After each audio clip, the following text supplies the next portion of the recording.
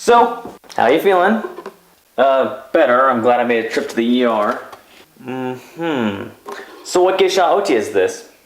Part 9, Crysis. Right. Why aren't you wearing the shirt? Well, it hasn't been delivered yet, but I figured I needed to start filming despite that. So I haven't changed the timeline too much. Good luck. You're gonna need it. Wait, what's that supposed to mean?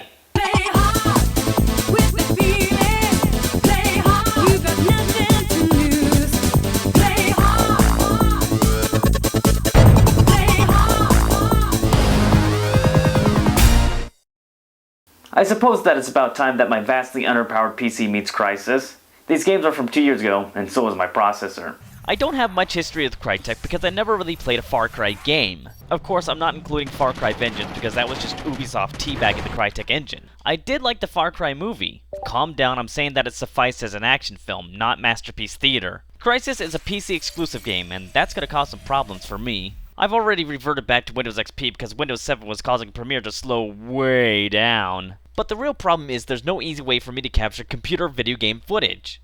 I have bought Fraps, but that program freaks out and starts stacking frames together if you dip below your target frame rate. I barely skated by in terms of usable footage with the Modern Warfare video. At one point in time, I was actually considering recording footage with a VCR, then just recapturing it. Then I learned that my S-Video out wasn't working, but my component out was. So then the idea struck me. With some newer hardware, I was able to record my computer's output with the aid of my computer's output. And thus the infinite recursion begins. And in the vein of doing things non-traditionally, you think I'm going to play with a mouse and keyboard? Bump that! I'm going to be playing with a controller that I bought at a yard sale for $1. I was going to pay $3, but my dad talked them down. Crysis starts out with you in an airplane taking orders from your boss, and oh my god, that frame rate's not going to work. Dropping the resolution.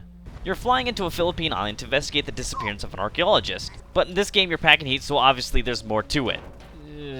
Now I can see why they're selling that controller. The right stick constantly pulls up. No problem, I can fix this. All I have to do is plug in a Bluetooth dongle, pair it with a classic controller, type up a glove pie script, and I'm golden! All I have to say to that is, thank God I have an engineering degree. It soon becomes obvious that heat must be packed because you encounter the Korean army right away. This is feeling kind of stiff. I don't want to use this controller anymore. Maybe I can... Nope, that's not gonna work. Well, no problem, I can just plug in a 6-axis, install some drivers, and replace a few words in that glove pie script. Yeah, this feels a little bit better. Not too long after you kill some Koreans, one of yours gets killed, but not by a Korean. Haha, plot thickening. As the sun rises, you see that? My stick pulls to the right. I thought this was gonna work. Wait a minute. Crysis is one of those games for Windows. So that means all I have to do is plug in my Microsoft receiver and presto! The Xbox controller works without any further effort, alright! As the sun rises, it becomes easier to make an assessment on the graphics. You see, I just can't run any of that extra stuff. Only what's gonna naturally come down the DirectX graphics pipeline. And all in all, it looks pretty good. Even without all the post-processing hoo-ha, the environments look good, my gun looks good, the enemies are discernible, and the vehicles, they are alright, but the controls are terrible. Fine, screw it, I'll use the mouse and keyboard. But I'm not gonna enjoy it, just look how much room I have for my mouse. In the GISHAOTYA flood of first-person shooters, it's important to find out what discerns one from another. Crysis had the potential for amazing graphics, but I'm just not gonna pay to see them. I do enjoy cutting down palm trees with bullets, but I've been playing the game quite a bit, and I'd have to say that Crysis is actually kind of bad. It all starts with these enemies. The quickest way to explain it is that they're too intelligent for you to have fun. Maybe I need to spend more time online fragging yo ass. Or maybe they just wiggle around so much that I can't get a proper beat on them, whether I'm using mouse or keyboard or the $1 garage sale controller. Even when I hyperextend my index finger to hit G to throw a grenade, these guys have enough common sense to run away from it and not be hurt. So I felt death's embrace a lot, and progress became very sluggish. Oh, but hold the phone, in this game you have a powerful suit. Listen, this thing's pretty much worthless. Your maximum strength is pretty much context sensitive and only used a few times throughout the game. You're really encouraged to use maximum armor, but I found that it's a little more useful to get away from the bullets rather than just take them.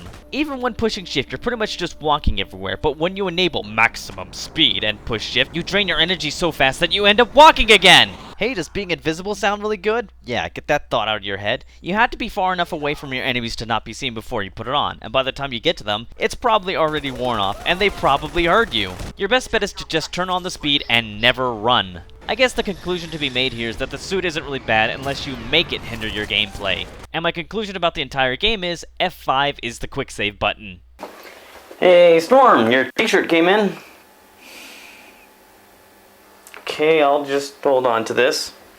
I would really like to continue my streak of adventuring on one game and then its modern sequel. As for a sequel, we have Crysis Warhead, and when I tried to get it, I ran into more problems. I'm starting to see what Future Storm was talking about. I looked at a bunch of stores to buy it, but I couldn't find it. I mean, it just wasn't there. I even went as low as to look in GameStop, and the guy there said that the game was recalled. Yeah, like a Toyota Camry. And then I had an idea that made me run out of GameStop and go directly home. And it wasn't that I'm in GameStop, I should get the hell out of here. Steam! Of course, I could just download the game. I've never used this service before, and I must say, I'm pretty impressed. If I ever feel the urge to use my $1 garage sale controller again, I know exactly where to go. Okay, Crysis Warhead. In this expansion pack, you get to play as Psycho, another member of the squad. I already really liked him a lot, because he's basically the British version of the Coal Train. What happens here is halfway through the original game, Psycho gets sent off on some mission on the other side of the island, and you get to see what he's doing for those 4 hours before you meet up with him again.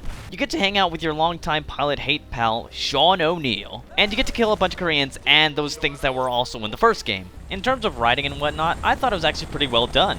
Crysis Warhead is a little bit easier to like because as early as the first level, you get to jump into some destruction machine and tear things apart. After that, I don't know if Crytek actually made the enemies wiggle less or whether I just got better at the game, but the combat was really fun. All of a sudden, I was able to shoot these guys. And that's pretty much all that can be said. Crysis Warhead is a fun first-person shooter that takes place on a tropical island that somehow does things better than its predecessor. The only real bad thing, other than the temptation to actually use the functions of your suit, is there are a couple of cutscenes that last minutes and don't really show anything aside from proving that he's worthy of the nickname Psycho. Oh, it's still there. Hey, Storm, there's a pile of controllers and a VCR over here. Okay, I'll ask Brenda to pick it up. Since Crysis Warhead wasn't exactly modern, something else has to fill that slot, and I think that has to be Left 4 Dead 2. Mostly because, the demands just won't stop! It's Grand Theft Auto 4 all over again! But what befuddles me is unlike Grand Theft Auto 4, you already know what I'm gonna say! Alright, let's just go through the motions. I figure since I just downloaded Steam, I can pick up the demo there because there's no way I'm gonna pay for the full version of it. But you can look for yourself, it isn't there. Then I did the unthinkable. I tried to torrent a demo. That was also kind of fruitless because I only found 3 versions. One required a Steam hack, one was a Trojan virus, and one would cost me eternal damnation. Well, none of those options sounded attractive, so I just went the legal route and downloaded it for the 360. Alright, this appears to be a deep southern take on the zombie apocalypse that we all experienced in the last Left 4 Dead. So you'll again find yourself blasting your way through the horde and the zombies in wheelchairs. The intro animation was pretty kick-ass. Unfortunately, that's not the game. And for my go-through in the game, I chose Sheva Olimar. I would go further in explaining it, but I'm just blown away at how not different it is. Once again, I can't go anywhere fast because as soon as a zombie touches me, the gravitational force of the earth skyrockets. Oh, what's this you tell me? This is so you can't just run to the end. Look, don't defend the game. It's something that I don't like, and you telling me why it's in place isn't gonna change a damn thing! There are more special zombies, so kudos there, and I genuinely laughed when I picked up the frying pan and hit a few zombies. I stopped laughing when I couldn't get back to my pistol, which had infinite ammo. I guess the single player can be expected to be lackluster because it's designed for a multiplayer experience. But you should know what I'm gonna say about this game because what have I said in the Avengers 4, Call of Duty 4 Modern Warfare, New Super Mario Bros. Wii, Portal, Halo 3, The Conduit, Left 4 Dead, Street Fighter 4, Call of Duty World at War, and Rock Band. I don't like, nor do I aspire for the multiplayer experience. But I would like to remind you that I am not you, and you can enjoy this game all you want. There, I'm done with it. Now that I got myself all worked up, it's time to edit this thing.